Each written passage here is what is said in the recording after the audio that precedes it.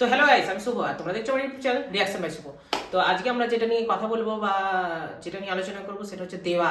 শাহিদ কাপুরের দেবা সিনেমার অফিসিয়াল ট্রেলার চলে এসেছে। আমরা টিজার দেখেছি আর অনেকদিন ধরে অপেক্ষা করছিলাম কবে ট্রেলার আসবে। আজকে অফিসিয়াল ট্রেলার চলে এসেছে, আজকে না কালকে চলে এসেছে অফিসিয়াল ট্রেলার। তো যারা এখনো ট্রেলার দেখেনি তোমরা তাড়াতাড়ি গিয়ে ট্রেলারটা দেখে নাও। আর যারা এখন ট্রেলার দেখে নিয়েছো তারা তো বুঝতেই পেরেছো যে শাহিদ কাপুরকে কিরকম একটা মানে একটা পুলিশ অফিসার যে কিরকম হতে পারে তা তোমরা ওই ট্রেলারেই বুঝতে পেরেছো। আর শাহিদ কাপুর এতদিন ধরে ইন্ডাস্ট্রিতে আমরা শাহিদ কাপুরের সিনেমা দেখতে পাচ্ছিলাম না। আমরা লাস্ট শাহিদ কাপুরকে সেই হিসাবে মানে একদম রকিং বলো, একদম অ্যাংরি মুডে সিনেমা হিসাবে বলো, আমরা যেটা দেখেছি সেটা হচ্ছে কবির সিং। তো তারপরে শাহিদ কাপুরের সেই লুক, সেই মানে গ্ল্যামার মানে বলতে চাইছি সেই লুক, সেই অ্যাগ্রি মুড, সেই সিনেমার মধ্যে সেই অ্যাগ্রেশন, এই জিনিসটা আমরা দেখতে পাইনি একটা হিন্দি ইন্ডাস্ট্রির ক্ষেত্রে। মানে এতটাই বড় খারাপ জিনিস হয়েছিল যে শাহিদ কাপুরকে আমরা সেই হিসাবে খুঁজে পাচ্ছিলাম না, কোনো ডাইরেক্টর বা শাহিদ কাপুরকে দিয়ে সেই জিনিসটা করা ছিল না। একটা সাউথের ডাইরেক্টর হিসাবে দেখিয়ে দিয়ে গেল হিন্দি ইন্ডাস্ট্রিকে কিভাবে শাহিদ কাপুর কোন লুকে ফিরে আসতে পারে বা কোন জায়গায় শাহিদ কাপুর এখন চলে এসেছে বা ওই কপ হিসাবে কিভাবে সে সিনেমা করতে পারে, সে কতটা দিয়ে শাহিদ কাপুর একটা সাইড ক্যারেক্টার হিসাবে সিনেমা করবে, নর্মাল লুকে একটা সিনেমা করতে পারবে, কিন্তু অরিজিনাল শাহিদ কাপুর সে কতটা দিয়ে তার নিজের সিনেমাটা করতে পারবে সেটা দেখিয়ে দিয়েছে এই সিনেমায়। আমরা ট্রেলার দেখে মানে প্রত্যেকটা সিনেমা আমরা দেখি তো যে এই সিনেমা এরম হচ্ছে, এই সিনেমা ওরম হচ্ছে, ট্রেলার দেখে আমরা কতটা অ্যাট্রাকটিভ হয় যে আজকে এই সিনেমাটা এরম হবে, কালকে এই সিনেমাটা যদি অন্য ট্রেলার দেখেছি এই সিনেমার ট্রেলার দেখে হ্যাঁ ভালো হয়েছে ট্রেলার দেখতে যাবো। কিন্তু যে সিনেমার ট্রেলার দেখেই মানুষজনকে আকর্ষণ করা সিনেমা এরকম কটা সিনেমা হতে পারে, কিন্তু শাহিদ কাপুরের এই দেবা সিনেমাটা আমাদেরকে এতটাই অ্যাট্রাকটিভ করে তুলেছে যে অ্যাট্রাকটিভ করে তুলছে আজ পর্যন্ত। আজকে তোমার কালকে ট্রেলার বেরোনোর পর তুমি শুধু ইউটিউবে দেখো #ট্রেডিং 2 চলছে।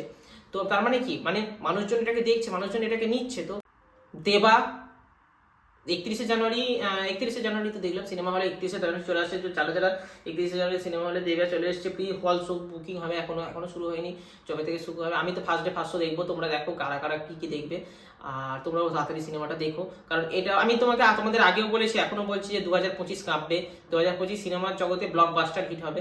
2025-এর মতো হয়তো এরম বছর আর কখনো আসবে না, কি ভবিষ্যতে আরো দেখতে পাবো হয়তো, কিন্তু 2025-এর আগে এখনো পর্যন্ত আমি বলতে পারি যে সিনেমার জগতে এমন কোনো বছর আসেনি যে সিনেমার জগতে এরকম ব্লকবাস্টার একটার পর একটা সিনেমা আসবে বা একটার পর একটা সিনেমা আমরা বিভিন্ন সাউথ ইন্ডাস্ট্রি, হিন্দি ইন্ডাস্ট্রি, মানে সব ইন্ডাস্ট্রি থেকে আমরা একটা করে সিনেমা পাবো। এমনকি বাংলা ইন্ডাস্ট্রি আমাদের দেবদার, খাদান, মানে প্রত্যেকটি ইন্ডাস্ট্রি থেকে এত সুন্দর সুন্দর সিনেমা পাচ্ছি, এত সুন্দর সুন্দর মানুষের এন্টারটেনমেন্টের জিনিস পাচ্ছি। দেবা সিনেমাটা এতটা প্রভাব ফেলবে আমি কেন, তুমি কি ভাবতে পেরেছো যে দেবা সিনেমাটা কিন্তু যে আমরা ট্রেলার দেখলাম, যে আমরা ট্রেলারের ক্লাইম্যাক্সের সিন দেখছি, ট্রেলারের বিভিন্ন সিন দেখছি, একটা কপ কি হওয়া উচিত। আমরা কপ হিসাবে বলতে চাই রোহিত শেট্টির ফিল্ম দেখেছি যেখানে সিঙ্গাম বলো বা যে কোনো কপকে দেখেছি যে এক ধরনের অ্যাগ্রেশনে কাজ করে। আর এখানে শাহিদ কাপুর যেভাবে কাজ করছে, শাহিদ কাপুর নিজে কপ হয়ে বলছে আমি একটা মাফিয়া। তো সেই হিসাবে একটা কি হতে চলেছে, কতটা অ্যাগ্রেশন, কতটা অ্যাকশন ফিল্ম হতে চলেছে এটা আমরা বুঝতেই পারছি। তো যারা এখনো পর্যন্ত ট্রেলারটা দেখে নাও, আর যারা ট্রেলারটা দেখেছো তারা তো বুঝতেই পারছো। তো যাই হোক, তোমরা ট্রেলারের রেটিং কত দেবে? আমি ট্রেলারের রেটিং দিলাম 10-এ 9, কারণ এখনো সিনেমাটা দেখিনি। সিনেমাটা ছাড়া আমরা রেটিং দিতে চলেছি ট্রেলারে, তো ট্রেলারে 9 দিতেই হবে। এত অ্যাকশন আছে, এত সব কিছু আছে।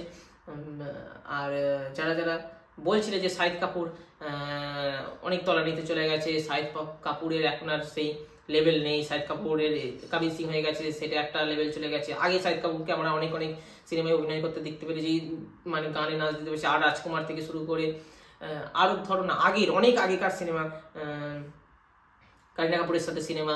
তো এই সিনেমাগুলো দেখেছি, ওই তখনকার শাহিদ কাপুর আর এখনকার শাহিদ কাপুরের মধ্যে আকাশ পাতাল সম্পর্ক, আকাশ পাতাল পার্থক্য।